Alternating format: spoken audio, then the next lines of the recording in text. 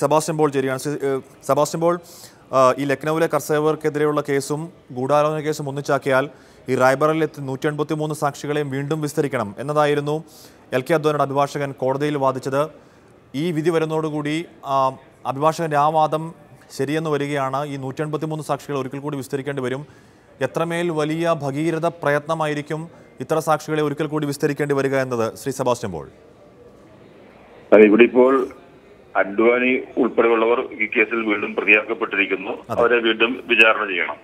പക്ഷെ ഒരു കാര്യമുള്ളത്, 25 വർഷമായി ബാബറി ഈ കേസ് ആരംഭിച്ചിട്ട്. അയോധ്യയിലെ ബാബറി മസ്ജിദ് തകർത്തിട്ട് ഈ ഡിസംബർ 6-ാം തീയതി 25 വർഷം പൂർത്തിയാകും.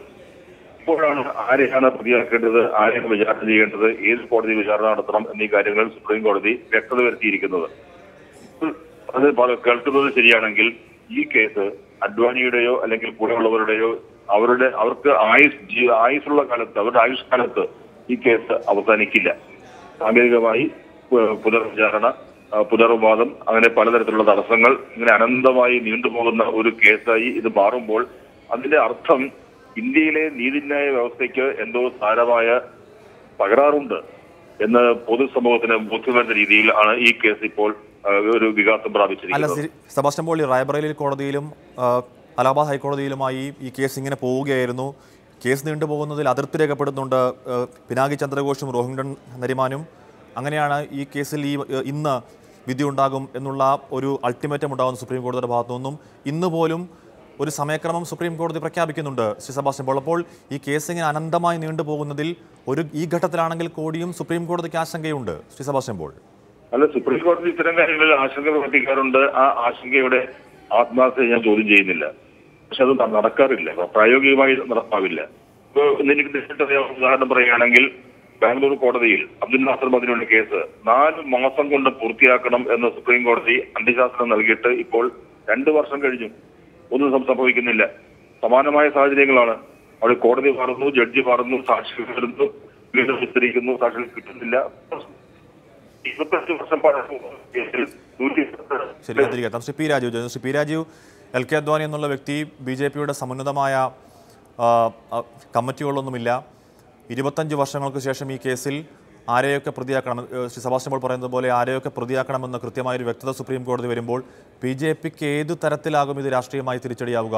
ശ്രീ പി രാജീവ്, ശ്രീ വെങ്കടേഷ് രാമകൃഷ്ണൻ സൂചിക്കുന്ന പോലെ പക്ഷേ പാർട്ടിക്കുള്ളിലെ ചില ചേരിപ്പോയിൻ്റെ രാഷ്ട്രീയത്തിൽ ഊർജം പകരും എന്നതൊഴിച്ചാൽ BJPക്ക് ഏതെങ്കിലും തരത്തിൽ രാഷ്ട്രീയമായി തിരിച്ചടിയാവുന്നുണ്ടോ ശ്രീ രാജീവ്? ഇത് അല്ല, നമ്മുടെ രാജ്യത്തിന്റെ മതനിരപേക്ഷതയ്ക്ക് കനത്ത വെല്ലുവിളി ഏൽപ്പിച്ച സംഭവമായിരുന്നു ബാബറി പള്ളി തകർത്തു എന്നുള്ളത്. അത് സംബന്ധിച്ച കേസിന്റെ വിചാരണ നടപടികളിലേക്ക് തുടരുന്നതിന് പോലും 25 വർഷം കാത്തിരിക്കേണ്ടി വന്നു എന്നുള്ളത് നമ്മുടെ നീതിന്യായ സംവിധാനത്തെ സംബന്ധിച്ചിടത്തോളം, രാജ്യത്തെ സംബന്ധിച്ചിടത്തോളം അഭിമാനകരമായ ഒന്നല്ല.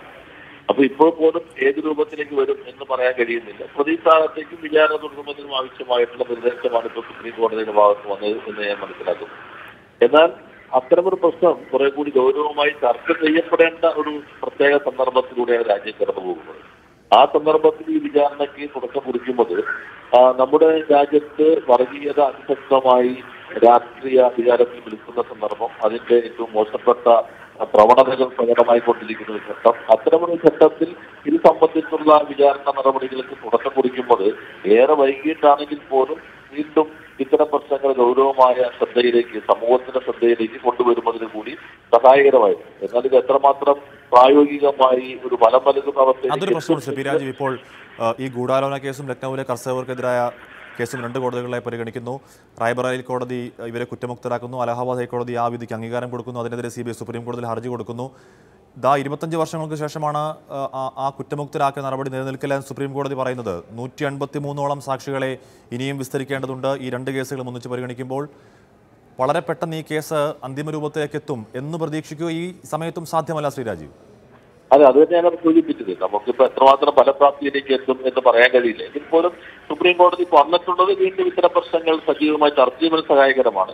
നമ്മുടെ നീതിന്യായ സംവിധാനത്തിൽ ഇത്രമാത്രം ഗൗരവമേറിയ ഒരു വ്യക്തിയെ ബാധിക്കുന്ന പ്രശ്നമല്ല, അല്ലെങ്കിൽ ഒരു കുടുംബത്തെ ബാധിക്കുന്ന പ്രശ്നമല്ല, നമ്മുടെ രാജ്യത്തിന്റെ നിലനിൽപ്പിനെ തന്നെ ചോദ്യം ചെയ്യുന്ന രൂപത്തിൽ നടന്ന ഒരു സംഭവത്തെ ആ വളരെ ഗൗരവമായി സമയബന്ധിതമായി തീർക്കുന്നതിനുള്ള നടപടിക്രമങ്ങൾ തന്നെ തിരികെ ശ്രീ ബാലശങ്കർ ശരിയാണ്. ശ്രീ ബാലശങ്കർ, നിങ്ങളുടെ സമുന്നതരായ നേതാക്കളായ LK അദ്വാനി, മുരളി മനോഹർ ജോഷി അടക്കമുള്ള നേതാക്കളാണ് ഒരിക്കൽ കൂടി പ്രതിക്കൂട്ടിലേക്ക് കയറാൻ പോകുന്നത്, വിചാരണ നേരിടാൻ പോകുന്നത്. എന്താണ് നിങ്ങളുടെ ആദ്യ പ്രതികരണം ശ്രീ ബാലശങ്കർ?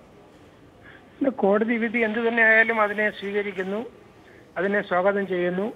പാർട്ടിയെ സംബന്ധിച്ചിടത്തോളം പാർട്ടി എപ്പോഴും പറഞ്ഞിരുന്നു കോടതി നിയമം അതിനെ ഒരിക്കലും ഞങ്ങൾ മറികടക്കുകയോ അല്ലെങ്കിൽ അതിനെതിരായിട്ട് പ്രതികരിക്കുകയോ ചെയ്യുകയില്ല. എത്ര സമുന്നതരായ നേതാവ് ആണെങ്കിലും ശരി, പാർട്ടിയെ സംബന്ധിച്ചിടത്തോളം ഈ തരത്തിലുള്ള കോടതിയുടെ ഏത് തീരുമാനവും ഞങ്ങൾക്ക് സ്വീകാര്യമാണ്. അത് കേസ് കോടതിയിൽ ഏത് രീതിയിലാണ് ഫൈറ്റ് ചെയ്യേണ്ടതെന്ന് വെച്ചാൽ ആ രീതിയിൽ ഫൈറ്റ് ചെയ്യും. പക്ഷേ പാർട്ടിയെ സംബന്ധിച്ചിടത്തോളം പാർട്ടി കോടതി വിജയം മാനിക്കുന്നു. ശരിയാണ്. പക്ഷേ ഈ റായ്ബറേലി കോടതിയും അലഹബാദ് ഹൈക്കോടതിയും ഒക്കെ തികച്ചും